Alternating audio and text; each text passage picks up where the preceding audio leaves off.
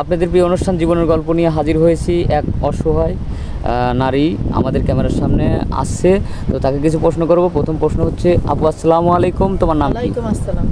আমার নাম সাথী। সাথী, বাড়ি কোথায়? ময়মনসিংহ। আচ্ছা, তোমার পরিবারে কে কে আছে? আমার পরিবারে আমার বাবা আছে, মা আছে, ভাই বোন আছে। ভাই বোন কয়জন? আমরা হইছি 3 বোন 2 ভাই। 2 ভাই, 3 বোন 2 ভাই, বড় পরিবার। আচ্ছা, তোমার বাবা কি করে? আমার বাবা কিছুই করে না, সে একটু বয়স্ক মানুষটা, অসুস্থ, সে বাসায় থাকে। আচ্ছা, এখন তাহলে সংসার চালায় কি? এই সংসার চালায়, দেখা গেছে আমার ভাই বোনেরা একটু কাজকর্ম করে কিছু টাকা দেয়, আর আমি কিছু টুকটাক করে ওই টাকা দিয়ে কষ্ট করে সংসারটা চালাই আর কি। যেখানে আমরা 3 বেলা ভাত খাবো, সেখানে আমরা দেখা গেছে 1 বেলা খাই, কোনো রকম 2 বেলা খাই, কিন্তু মাছ মাংস খাওয়ানোর মতো সেই তৌফিক হয় না। তুমি কি করো? এই দেখা গেছে আমি একটু মানুষের বাড়িতে একটু কাজকর্ম করি, টুকটাক এটা সেটা করিয়া দিই। ও আচ্ছা, পড়াশোনা কতদূর করছো? 8 পর্যন্ত করছি।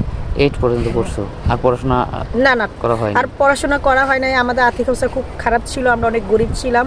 আমার বাবা যা মানে রোজগার করতো, ভাই বোনকে খাওয়াবে না পড়াশোনা করাবে, সেটা সম্ভব ছিল না। তার জন্য পড়াশোনা আর করতে পারছে না। তো এখন কি সাহায্যের জন্য আমাদের ক্যামেরার সামনে আসছো নাকি, না চাকরি বাকরির জন্য? কোনটা? মানে সাহায্যের জন্য আসছি এবং চাকরির জন্য আসছি। যদি কেউ আমাকে একটু সাহায্য করে আমার জন্য উপকার হবে, আমার ফ্যামিলিরাও বাঁচবে। কারণ আমার বাবার চিকিৎসা করার জন্য অনেক টাকা পয়সার দরকার আছে। টাকা পয়সার জন্য ঠিক মতন চিকিৎসা করতে পারছি না এবং ওষুধ কিনতে পারছি না। এর জন্য আমাদের একটু সাহায্য করলে আমার হেল্প হবে। হ্যাঁ, একটু ভালো হবে। আর হচ্ছে আমার যদি একটা আমার চাকরি দেয়, তাহলে আমার জন্য ভালো হবে। কারণ আমার ফ্যামিলিতে মানে চাকরির খুবই একটা দরকার আছে, টাকা পয়সার দরকার আছে। আমার একটা চাকরিরও খুব প্রয়োজন আছে। আচ্ছা, এখন মনে করো তোমার চাকরির দরকার। আসলে তো মানুষ মানে কোনো কিছু না পাইলে মানে মানে এমনি তো কাউকে কোনো কিছু দেয় না। এখন হয়তো এমনও কোনো ব্যক্তি আছে যে আমাদের এই ভিডিওটি পাবলিক হওয়ার পরে সে হয়তো ভালো একজন ব্যবসায়িক হতে পারে বা ভালো একটা প্রতিষ্ঠান আছে, কিন্তু হয়তো তার বউ আছে অসুস্থ, মানে দ্বিতীয় বউ হিসেবে তোমাকে বিয়ে করতে চায়। মনে করো যে তোমাকে চাকরি দিবে, প্লাস চাকরি ছাড়াও হয়তো তার ঘরে তোমাকে তুলে নেবে, তোমাকে সুখে রাখবে। তো সেক্ষেত্রে যদি সেই লোক তোমাকে বিয়ে করতে চায়, তাহলে তোমার কি কোনো আপত্তি আছে নাকি?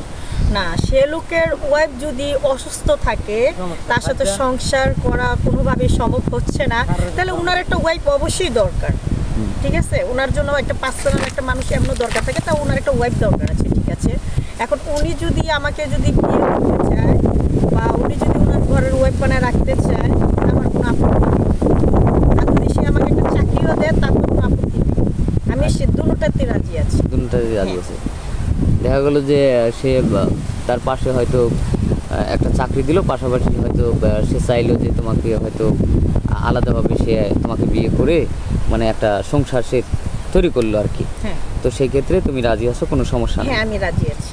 আচ্ছা, যাই হোক, এখন এই ভিডিওটা পাবলিক হওয়ার পর দেশ বিদেশ থেকে অনেক মানে নক করবে, তো তোমাকে কিভাবে পাওয়া যাবে? আমার তো ফোন নাই, আপনাদের সাথে যোগাযোগ করার চেষ্টা যদি করে, তাহলে দেখা যাচ্ছে ওইভাবে কোনোভাবে আবার আপনি আমার সাথে যোগাযোগ করেন, তাহলে ওদের সাথে আমার কন্ট্যাক্ট হয়ে যাবে। কিন্তু আমার তো ফোন নাই, কেউ যদি আমাকে একটা ফোন গিফট করে, তাহলে আমি ওদের সাথে কথা বলতে পারবো বা সবার সাথে যোগাযোগ করতে পারবো, এইটাই। আচ্ছা, ঠিক আছে। তো যাই হোক, আমরা স্কিপ বাড়াবো না। সুপ্রিয় দর্শক, শুনলেন এই মেয়েটির জীবনের গল্প। মানে তার কোনো ফোন নাম্বার নাই, তার সাথে যোগাযোগ করতে হলে আমাদের স্ক্রিনে আমাদের নম্বর দেওয়া থাকবে, হোয়াটসঅ্যাপ আর ইমো থাকবে। কেউ অযথা ভিডিও কল দিবেন না, সেই সাথে